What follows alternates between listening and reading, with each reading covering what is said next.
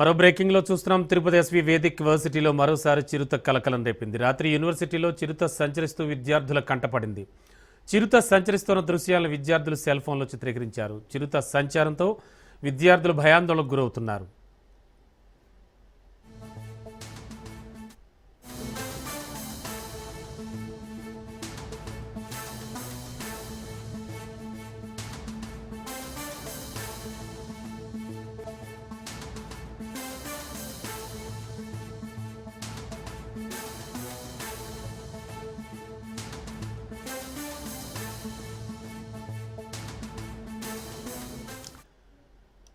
Tirupati SV Vedic యూనివర్సిటీలో మరోసారి చిరుత కలకలం రేపింది. రాత్రి యూనివర్సిటీలో సంచరిస్తూ విద్యార్థులు కంటపడింది.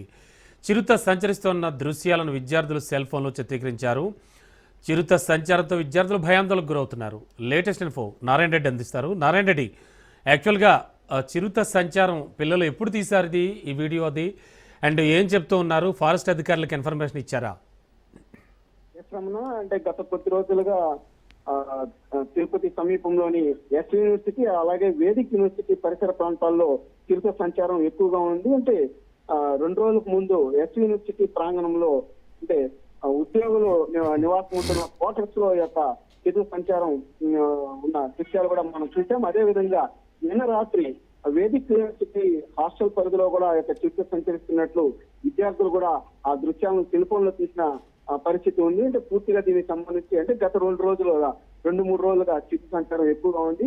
శేషాచల అటవీ ప్రాంతానికి ఈ యొక్క అలిపిరి సమీపంలో ఉండడం వల్లే ఎక్కువగా చిరుతపులులు కూడా ఈ ప్రాంతానికి వస్తున్నట్లుగా తెలుస్తుంది. అంటే ప్రధానంగా ఎవరైతే ఈ క్వార్టర్స్ లో ఉన్న నివాసం ఉంటున్న ఉద్యోగులు గాని ఆ సిబ్బంది గాని ఆ యొక్క వ్యర్థ పదార్థాలను ఎక్కువగా అంటే ఆ పరిసర ప్రాంతాలు వేయడం వల్ల వాటి కోసం కుక్కలు గాని అలాగే అడవి జంతువులు అంటే పందులు జింకలు ఇవన్నీ రావడం వల్ల వాటి కోసం చిరుతపులు వచ్చి వాటిని వేటాడటం జరుగుతోంది. అంటే గతంలో కూడా అంటే 2 నెలల ముందు అంటే ఆగస్టు 18వ తారీఖున ఎస్వి యూనివర్సిటీ పరిపాలనా భవనం వెనక కూడా చిరుతపులిని బంధించడం జరిగింది. ఆ తర్వాత ఆ యొక్క చిరుతపులిని కూడా మామూలు అటవీ ప్రాంతంలో వదిలిన పరిస్థితి కూడా ఉంది. అంతకుముందు జూన్ లో కూడా వేదిక్ యూనివర్సిటీలో ఒక చిరుతపులిని కూడా బంధించడం కూడా జరిగింది. దాన్ని నల్లమల్ల అడవుల్లో కూడా వదలడం కూడా జరిగింది.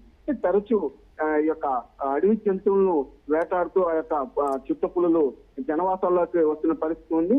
గతంలో కూడా మన అలిపిరి సమీపంలో ఉన్న జూ పార్క్ రోడ్ లో కూడా 2 వీలర్ లో వెళ్తున్న వాహనదారులను కూడా ఈ యొక్క చిరుతపుల వెంబడించిన పరిస్థితి కూడా కనిపిస్తుంది. అంటే పూర్తిగా అటవీ ప్రాంతానికి సంబంధించి దగ్గరగా ఉండడంతో ఈ ప్రాంతంలో ఈ యొక్క చిరుతల సంచారం ఎక్కువగా ఉన్నట్లు కూడా తెలుస్తుంది. Ramana, okay, thank you Narayana Reddy.